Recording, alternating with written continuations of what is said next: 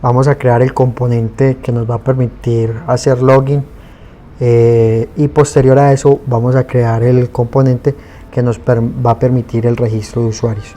Entonces la idea es enviar el email y la contraseña, y si los datos son correctos entonces recibimos una respuesta por parte del servidor, y en los headers van a llegar unos datos que debemos almacenar porque luego los vamos a tener que usar para autenticar nuestras peticiones.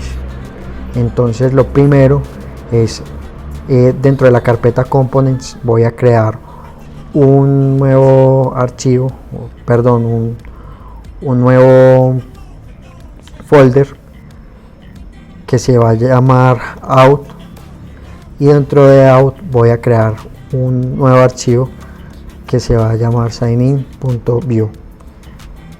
Acá nuevamente debo de configurar esto es más de gusto mío. Entonces acá le voy a quitar el lenguaje. Acá me acordé que tengo un error por acá pendiente, que no me le había comido la letra S a ese componente. Entonces lo primero es revisar que sí esté funcionando. Entonces voy a hacer el sign in, voy a guardar y lo voy a llamar desde el index. Entonces desde el index voy a importar ese componente, el sign in from components out, y acá adentro encuentro el signin.view. Acá lo voy a importar en componentes para poderlo usar en la vista, y desde acá lo voy a llamar. Voy a poner a correr el servidor, voy a poner a correr ambos servidores, y acá voy a correr el servidor del front. Esperemos que cargue. Ya me está diciendo que va a escuchar en el localhost puerto 9090.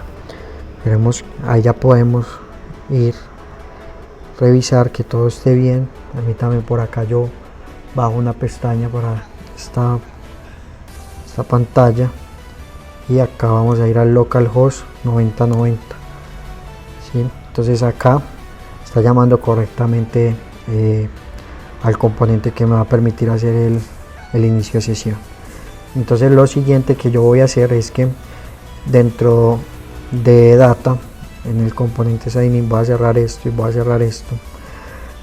Voy a declarar en mi modelo un objeto que se va a llamar login, ¿sí? Y ese objeto login va a tener un atributo email y va a tener un atributo que se va a llamar password, ¿sí?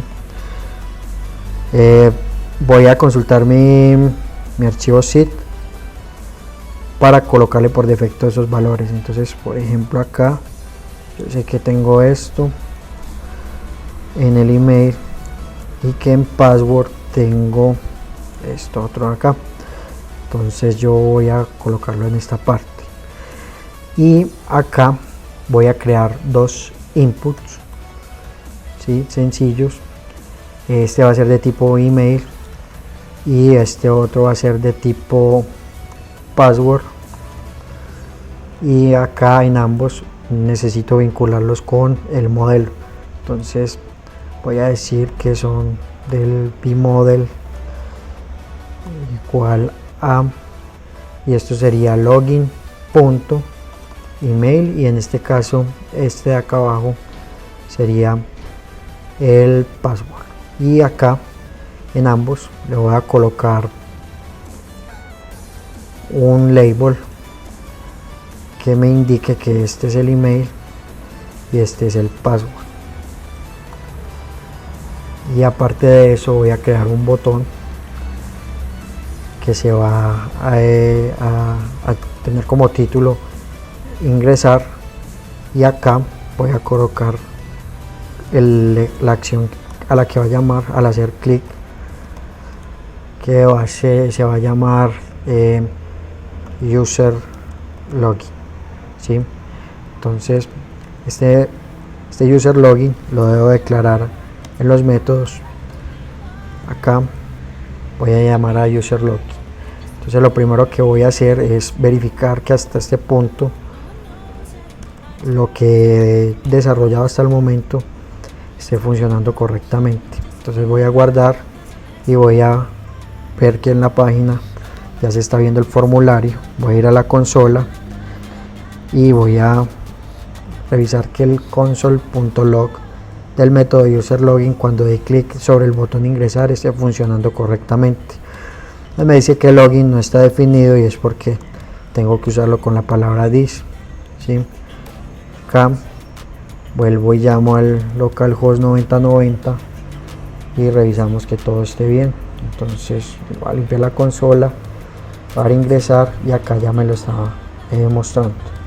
Listo. Entonces lo siguiente que debo hacer es usar un try catch para meter toda la lógica de si efectivamente se hace la petición. Lo voy a trabajar por acá, si no capturo el error por esta parte.